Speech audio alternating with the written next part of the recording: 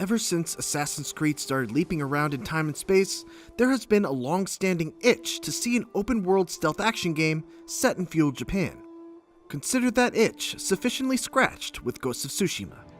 Sucker Punch's latest is an absolutely gorgeous adventure through one of history's most strikingly beautiful landscapes, which you get to liberate with one of the best blade-to-blade combat systems the genre has ever seen.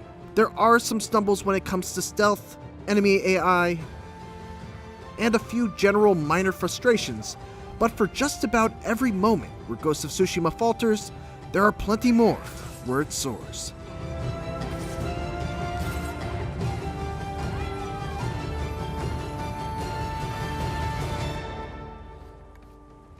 Ghost of Tsushima is a fictional tale told with fictional characters, but it's based on the very real invasion of Japan by the Mongol Empire in 1274 that began on the island of Tsushima.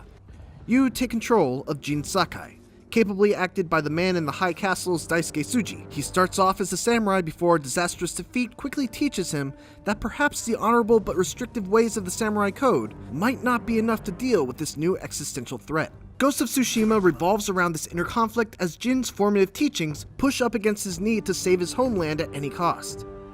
I've never seen a samurai fight like that. It takes a little while to really get going, but it's a compelling struggle, even if Jin himself isn't the most charismatic of protagonists. The English voice cast is great all around, though it's a shame that the excellent Japanese audio track comes off as a comparatively cheap dub with wildly mismatched lip flaps. It's not a huge issue, as it's still well worth playing in Japanese, especially to check out the black and white Kurosawa mode in all of its film-grain glory. What isn't ever a bummer is the music, which seamlessly shifts from quiet and ambient shakuhachi flutes during stealth moments to thunderous taiko drums once blades start clashing. It always enhances whatever emotion a scene is trying to evoke.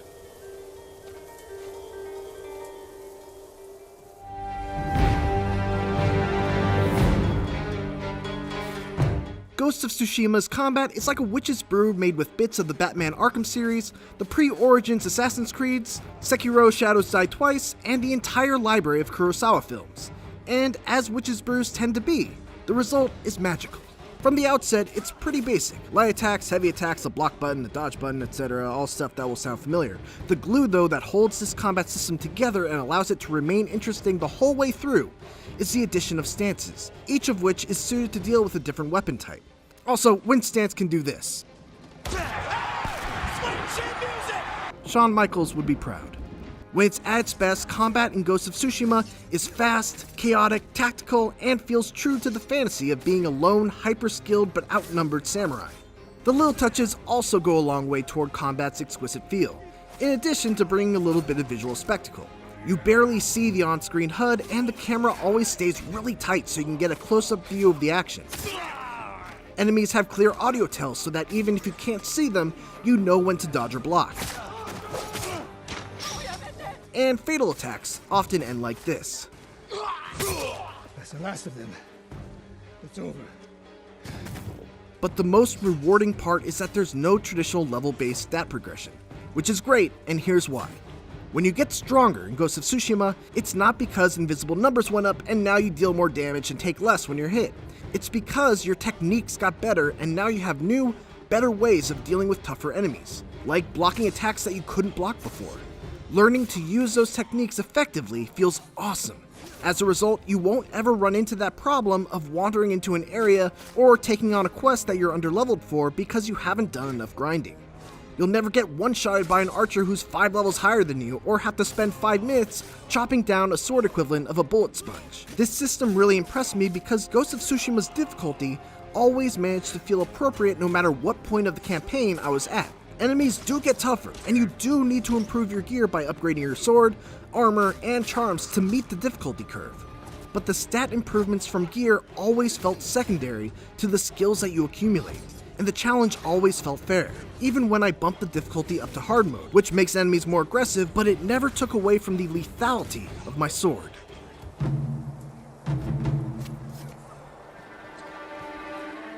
It's a good thing that the blade-to-blade combat in Ghost of Tsushima is so good because Jin's ninja-inspired stealth does not hold up its end of the bargain. It works on a very basic level, but the real problems arise once you get spotted. Enemies just don't know how to handle it.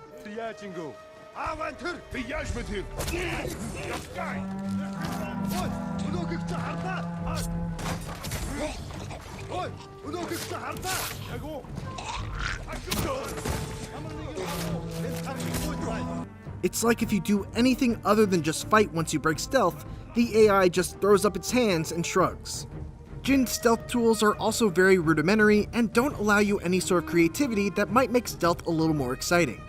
None of the flexibility and versatility of the melee combat is found in the stealth gameplay.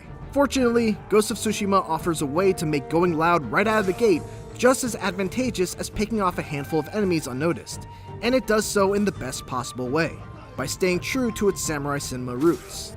At the beginning of most combat encounters, you can trigger a standoff, which allows you to target one of your enemies in a classic showdown where you've got to wait for them to make a move to attack, and then strike with one of your own to take them down in one hit. You can even chain standoff streaks to take out more enemies. By the late game, I was taking 5 enemies out at the start of every fight. Of course, there is risk involved. If you lose, your health is drained to almost nothing, and you're surrounded by a bunch of angry men with sharp weapons. So it's an all-around fantastic mechanic that not only fits with the samurai theme, but also takes the fun but typically disastrous tactic of just waltzing in through the front gate of an enemy encampment and makes it potentially just as rewarding as stealthily clearing out a bunch of guards. Open world games can often feature some of the most beautiful virtual landscapes there are, and Ghost of Tsushima is right up there with the best of them. It may not quite meet the promise of its 2018 gameplay reveal trailer, but this is still a stunningly gorgeous game with great open world design. It takes care to not disturb the view with obstructive UI to point you towards locations of interest, and instead uses subtle cues to direct you. Side quests are more interesting than usual because there are actually several different types. The first and most common are your typical garden variety tasks called Tales of Tsushima. These are largely forgettable, but at the very least they don't feel like they're just being churned out and used as padding. More often than not, they're thoughtful enough to take unexpectedly dark turns and occasionally present interesting gameplay scenarios that you won't see anywhere else. One level above that are the multi-part character-specific side quests that basically span the entire campaign. These quests serve to give each major character their own story arc and let them reflect an aspect of Jin's own journey. It's very interesting to see both how they develop and the impact they have on his own development. Some of the later ones are especially touching and deal with some pretty heavy subject matter. One in particular makes exceptional use of Ghost of Tsushima's scouting mechanic in a very clever and emotional way. Tales of Tsushima typically reward you with charms that boost a certain aspect of your character, allowing you to spec into different builds, whether it be a stealth build, tanky build, or a build centered around terrifying your enemies. In the early going, these charms were a great incentive to complete side quests, but once I had pretty much all the charms that I needed later on, the Tales of Tsushima lost much of their appeal from a reward standpoint. Finally, there are the Mythic Tales. These are epic side quests that are obtained by listening to a musician tell their story via these awesome animated Sumie cutscenes. The rewards are among the best you can get, but even without those incentives, these quests are still some of the best moments in all of Ghost of Tsushima. My favorite thing about exploration though, and something that I especially appreciate as someone who's not typically big on collectibles, is that every major collectible has both a worthwhile reward and a fun mini-challenge tied to it. Whether it's the button-pressing challenge of the bamboo strikes, or the signature Sucker Punch-esque platforming sections leading to shrines, I was always eager to seek them out. When I was done, I looked for a New Game Plus, but there is none. So post-game wise, there's not much to do outside of hunting collectibles and finishing up leftover side quests. Also, replaying from the start on either a harder difficulty or in Kurosawa mode is a little aggravating because you can't skip cutscenes. Finally, can we talk about photo mode for a second? I've been dying to talk about photo mode all review. Ghost of Tsushima's photo mode is one of the best I've ever seen, partially because the world is just so pretty, but also because of the unique touches that Sucker Punch added, like the ability to have animated background environments, or to add a large selection of particles like leaves, fireflies, or even songbirds. My one disappointment is Jin's emotions, which, well, lack emotion.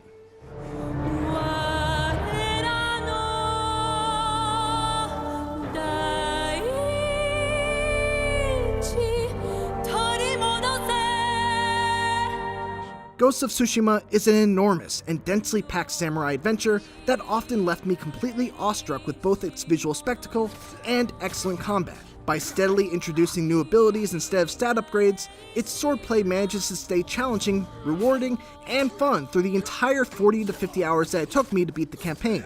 There are a few areas lacking in polish, especially when it comes to enemy AI and the stealth part of its stealth action split, but this is still an extraordinary open-world action-adventure game that solves several issues that have long gone unaddressed in the genre, while also being just an all-around samurai slashin' good time. We are samurai! While I still have you here, check out some more of my favorite shots from photo mode. And for more Ghost of Tsushima, check out 18 minutes of 4K gameplay. And for everything else, keep it here on IGN.